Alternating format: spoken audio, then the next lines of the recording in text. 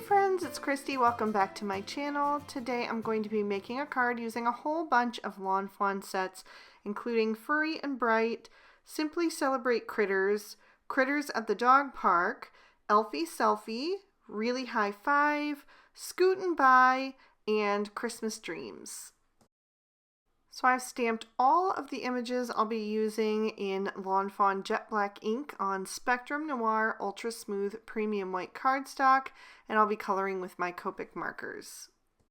So I'm going to start with the first little pup in this row, and I'm going to use E51, E53, and E55. So I'm laying in some shadows first with that E55 down the back of his body, on his paws and tail, blending out with the E53, and then finishing with the E51.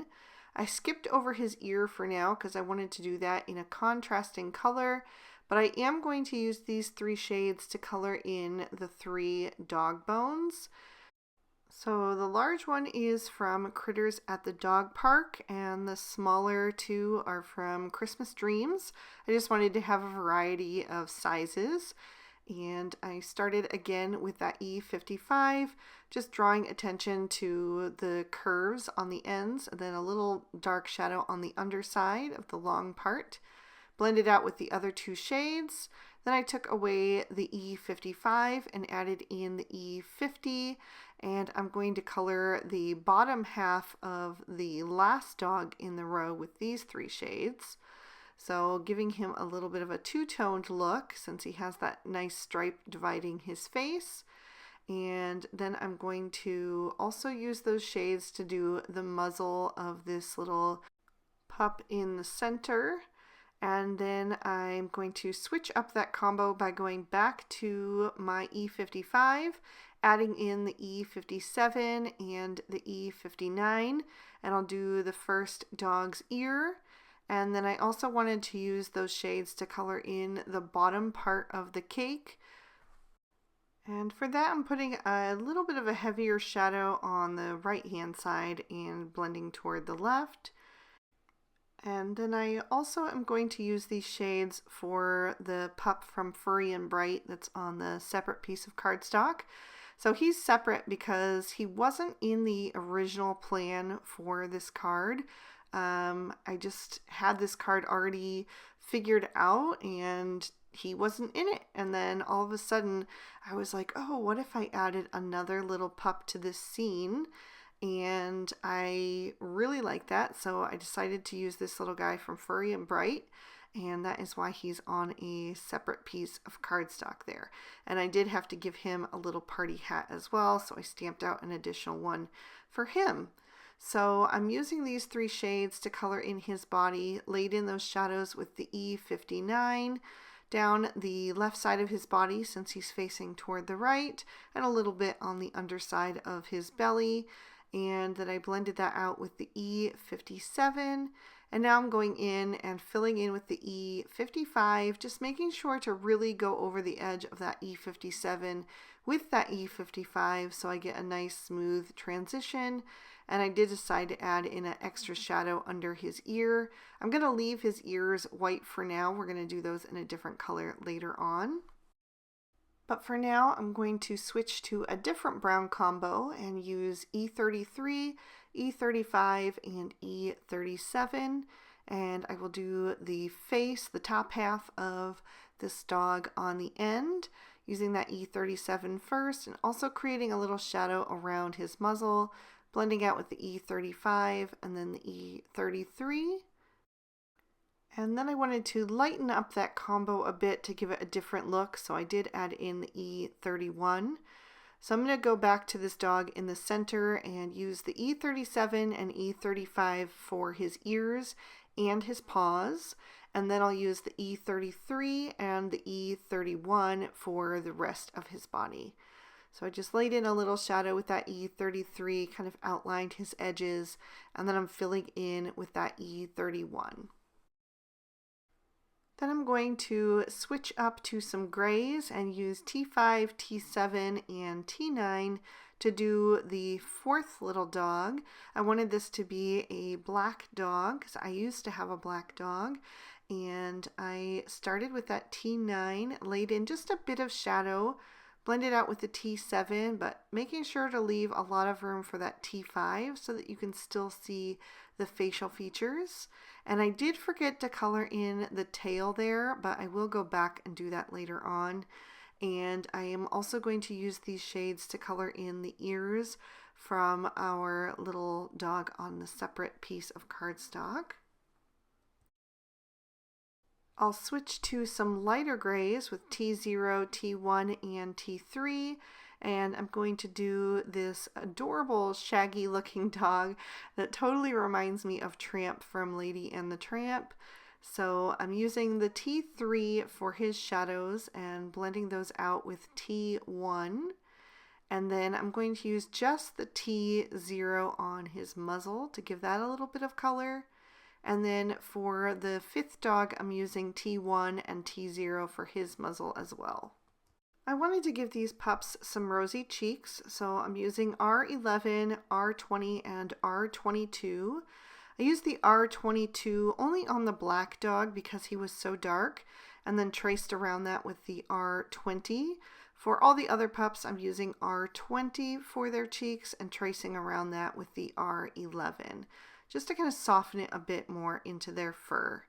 And then I'm going to use this combo as well to do the frosting on the cake. So starting with that R22 down at the bottom and then also at the edge of the top, and then blending that out with the R20, and I'll fill in the rest with the R11. And I wanted a few of the other party accessories to match, so I'm going to do some of the stripes on the party hats, just starting with that R22 once again, blending out with the R20. Where there's room, I'll add in the R11, but some of them are really short, so I just use the darkest two shades.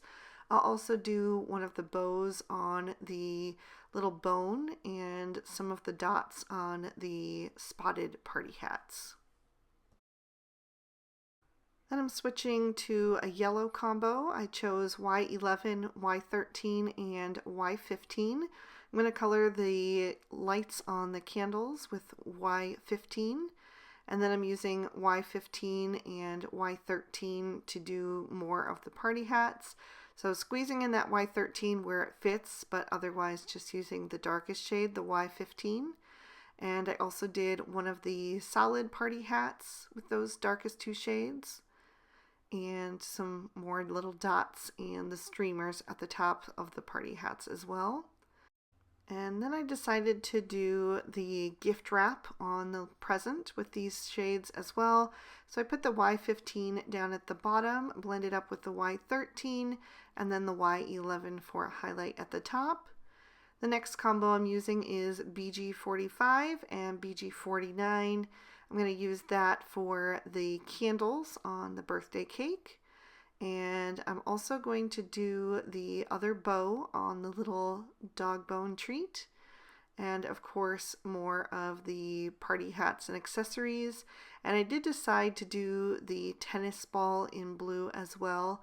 I have all kinds of colors for my dog, and so I think it can be any fun color that you decide, but I didn't want to do green because I knew it would be on the green grass and I wanted to make sure it would show up. So that's why I went with the turquoise shades. And I'm only using 2 markers for these, but I knew that the spaces that I was coloring in were pretty small, so I could get away with just the 2 colors. So the next combo I'm using is green, and I went with YG21, YG23, and YG25. I'm going to do the other solid party hat, and then just fill in the remaining stripes and streamers and dots on the other party hats. And I will also do the bow on the gift. Again, just like I did with the wrap, I put the shadow at the bottom and blended toward the top. And then for the 2 party hats with the polka dots, I just added a touch of BG10 to give them a little bit of shading. And then I'm also going to use those shades to outline the speech bubbles, just tracing around those edges to give it a little bit of something that'll help it pop off the page. and kind of blend in with our sky once we get to that part. So I'm just carefully tracing around the outside edges, and then I'm going to grab a black Sakura Jelly Roll pen, and I'll go over the eyes of my 3 dogs that have their eyes open just to make them nice and bright and shiny again. And then I'm going to trim these images out with their coordinating dies. For my background, I'm taking a piece of Bristol Smooth Surface cardstock and a cloudy stencil, and I'm going to blend on some Salvage Patina Distress Oxide ink. So I'm using heavier pressure as I lift off of that stencil so I get a darker outline at the very edge, and then kind of letting it get softer, the pressure of my hand, as I go up that cloud formation, and then just turning that stencil so I can get a different orientation of those clouds. And continuing down that page, I don't need very much sky because most of the card is going to be covering that up, so I just used a small piece, and I will add just a little bit of color down at the bottom in case any of that were to show. My next piece is going to be a brick wall, a brick fence, so I'm taking another piece of Bristol and the brick stencil, and I'm going to use some Crackling Campfire Distress Oxide ink. So just making sure I have that aligned how I want it, and then I'm holding that stencil down firmly. You could also tape it into place or use some magnets or whatever you want to do, but I just hold it down with my hand because it's quick and easy. And I'm pressing that ink through that stencil and making sure to use some firmer pressure and some lighter pressure and get more of a variegated look, because I want my bricks to kind of look unique and not all be exactly uniform. So I'm letting some of that color get darker and lighter as I go across this scene. And I will be cutting this down a bit as well, so I can just use the part that I like the best. And then I'm going to darken that up by adding in some vintage photo to make that look a little bit more aged. And I had my stencil shift just a little bit, so I'm just realigning that.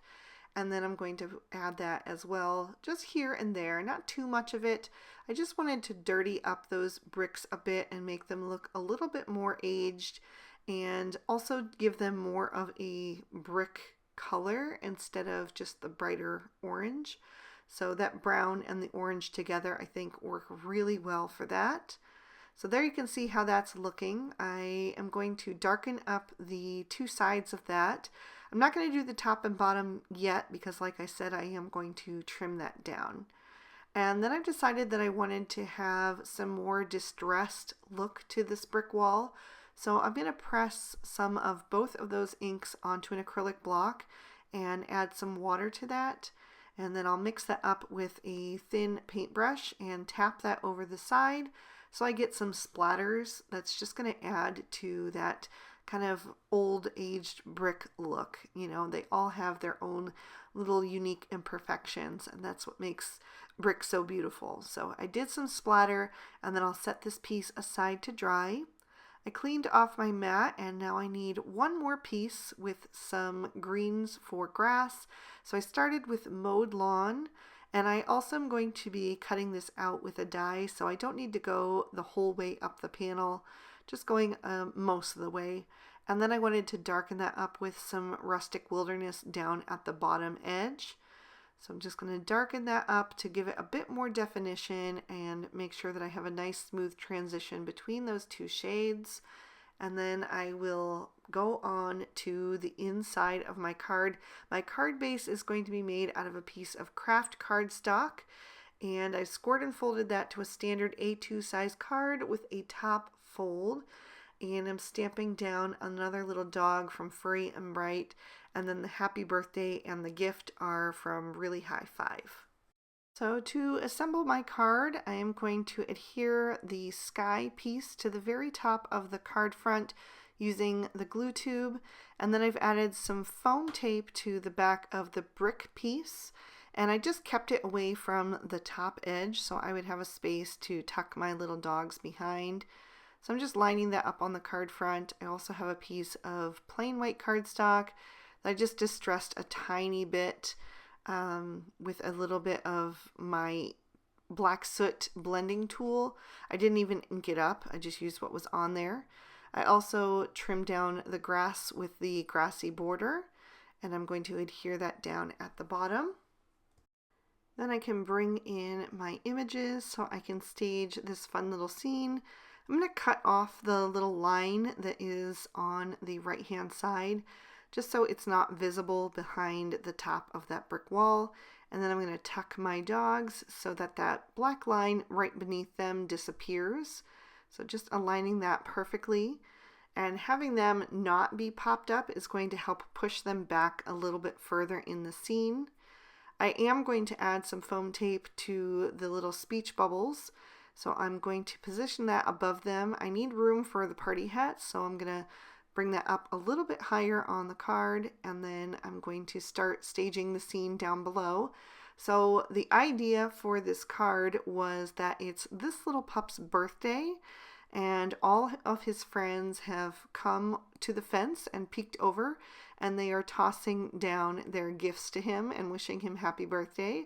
So the cake was already there. I bet his owners gave him that lovely cake, but his little friends are tossing over their cherished little bones and treats and a little gift and their favorite tennis ball and just being really good friends. So I'm just going to continue kind of decorating the yard there and keeping everything close by. So like I said, it kind of looks like they've been dropped over the fence.